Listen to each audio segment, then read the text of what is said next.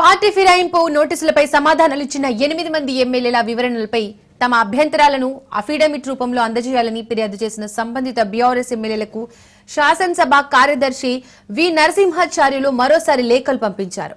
Speaker విచారణలో భాగంగా నోటీసులు స్వీకరించిన ఎమ్మెల్యేలు ఫిర్యాదు చేసిన ఎమ్మెల్యేల వాదనలు ఉంటాయి కాబట్టి తదుపరి విచారణ కోసం లీగల్ ఫార్మాట్ లో అభ్యంతరాలను ఇవ్వాలని ఆ లేఖలో పేర్కొన్నారు. లేఖ అందిన 3 రోజుల్లోగా సమాధానం చెప్పాలని గడువు విధించారు. బీఆర్ఎస్ అభ్యర్థులుగా ఎన్నికల్లో గెలిచి కాంగ్రెస్ లో చేరారని వీరిపై అనర్హత వేటు వేయాలని కోరుతూ బీఆర్ఎస్ కు చెందిన ఎమ్మెల్యేలు సుప్రీంకోర్టును ఆశ్రయించగా 3 నెలల్లోగా నిర్ణయం తీసుకోవాలని స్పీకర్ కు సర్వోన్నత న్యాయస్థానం ఆదేశించింది.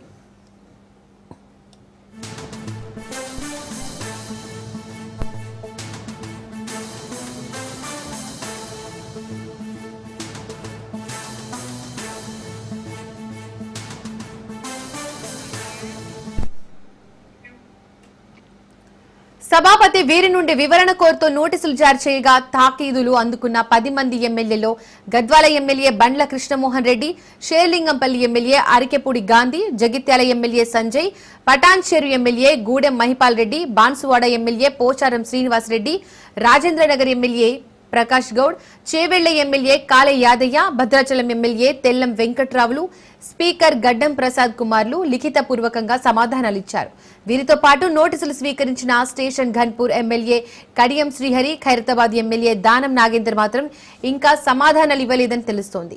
తాము పార్టీ మారలేదని బీఆర్ఎస్ లోనే కొనసాగుతున్నామని ఫిరాయింపు నోటీసులకు వివరణ ఇచ్చిన 8 మంది ఎమ్మెల్యేలు స్పీకర్ కు సమాధానం ఇవ్వగా దీనిపై అభ్యంతరాలుంటే చెప్పాలని ఈ నెల 11న స్పీకర్ కార్యాలయం సంబంధిత ఫిర్యాదు చేసిన ఎమ్మెల్యేలకు వేర్వేరుగా లేఖలు పంపించింది.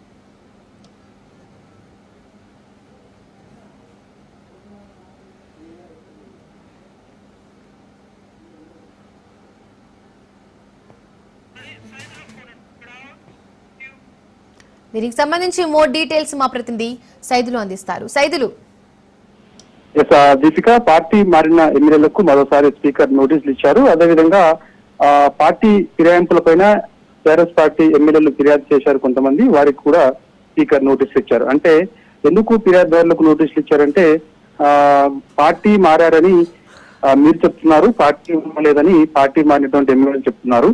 సో స్పష్టమైన ఆధారాలు మరోసారి ఇవ్వాలని స్పీకర్ ఇటు పార్టీ మారిన ఎమ్మెల్యేలకు నోటీసులు ఇచ్చారు. అదేవిధంగా ఫిర్యాదుదారులకు నోటీసులు ఇచ్చారు. అయితే వాస్తవంగా గతంలోనే వాస్తవాలతో కూడిన ఆధారాలు సమకూర్చాలని ఫిర్యాదుదారులకు స్పీకర్ నోటీసులు ఇచ్చినప్పుడు ఈ మధ్య కాలంలోనే స్పీకర్ ని కలిసేందుకు బీఆర్ఎస్ పార్టీ ఎమ్మెల్యేలు అసెంబ్లీకి వెళ్లారు. అయితే స్పీకర్ అందుబాటులో లేకపోవడంతో అసెంబ్లీ సెక్రటరీకి ఆధారాలతో కూడిన అన్ని కూడా వివరాలు ఇవ్వడం జరిగింది. అయితే పార్టీ మారినటువంటి ఎమ్మెల్యేలు అధికార కాంగ్రెస్ పార్టీ కండవ కప్పుకున్న విజువల్స్, అదేవిధంగా అధికార కాంగ్రెస్ పార్టీ కార్యక్రమాల్లో పాల్గొన్న విజువల్స్ అవన్నీ కూడా అసెంబ్లీ సెక్రటరీకి ఇవ్వడం జరిగింది. అయితే అవన్నీ సరైన ఆధారాలు కాదని చెప్పేసి స్పీకర్ మరోసారి ఫిర్యాదుదారులకు నోటీసులు ఇవ్వడం జరిగింది. సో ఇప్పుడు ఏమవుతుందంటే స్పీకర్ కాలయాపన చేస్తున్నట్టుగా కూడా బీఆర్ఎస్ పార్టీ ఆరోపణ చేస్తుంది. ఎందుకంటే పార్టీ మారామని గతంలో కొంతమంది ఎమ్మెల్యేలు అధికారికంగా మీడియా ముందు చెప్పినప్పుడు కూడా వారు వాళ్ళ స్పీకర్ కి పార్టీ మారలేదని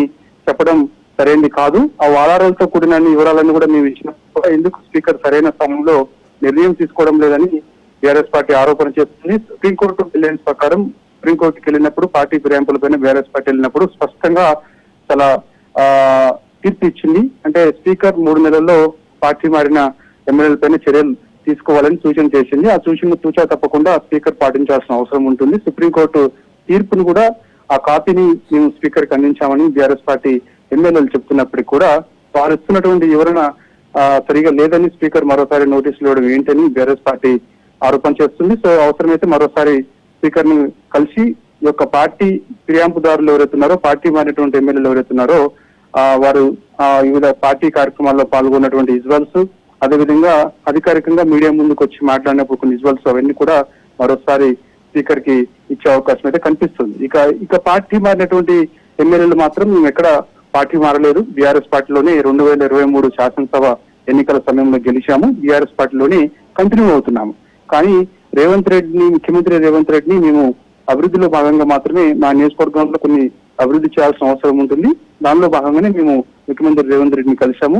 అయినా మాకు కప్పినటువంటి కండ ఏదైతే ఉందో అది 3 రంగుల కండువా తప్ప అది కాంగ్రెస్ పార్టీ కండువా కాదని వారు వివరణించుకున్నారు స్పీకర్ కి. సో వివరణించుకున్న వాళ్ళలో 8 మంది ఎమ్మెల్యేలు ఉన్నారు, ఇద్దరు వివరణించుకోలేకపోయారు. దానం నాగేందర్, అదేవిధంగా శేషన్ గన్పూర్ ఎమ్మెల్యే కడియం శ్రీహరి, ఇద్దరు మాత్రమే వివరించుకోలేదు. మిగిలిన 8 మంది ఎమ్మెల్యేలు మేము పార్టీ మారలేదు, బీఆర్ఎస్ పార్టీలో ఉన్నామని స్పీకర్ కి వివరణించుకున్నారు.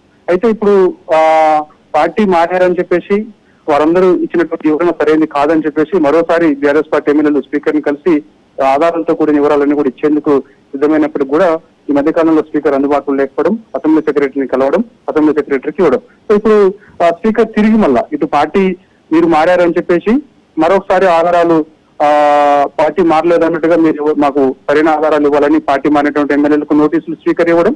సో ఇప్పుడు ఫిర్యాదుదారులకు కూడా ఆధారాలు ఉంటే స్పష్టంగా మీరు చూపించండి, చెప్పండి అని చెప్పేసి మరోసారి బీఆర్ఎస్ పార్టీ ఎమ్మెల్యేలు ఫిర్యాదుదారులు ఎవరైతున్నారో వారికి కూడా నోటీస్ ఇచ్చారు. కాబట్టి సో ఖచ్చితంగా మరోసారి స్పీకర్ ని అపాయింట్మెంట్ అడిగే అవకాశం ఉంది. స్పీకర్ ని కలిసి ఖచ్చితంగా పార్టీ మారినటువంటి ఎమ్మెల్యే ఆధారాలను కూడా మరోసారి స్పీకర్ కి ఇచ్చే అవకాశం ఉంది. ఖచ్చితంగా అవసరమైతే సుప్రీంకోర్టు న్యాయ పోరాటానికి మరోసారి బీఆర్ఎస్ పార్టీ సిద్ధంగా ఉన్నట్టు కూడా గతంలో కేటీఆర్ కూడా చెప్పడం జరిగింది. సో అదేవిధంగా ఫిర్యాదుదారులు, బీఆర్ఎస్ పార్టీ ఎమ్మెల్యేలు ఫిర్యాదుదారులు కూడా ఇదే చెప్తున్నారు.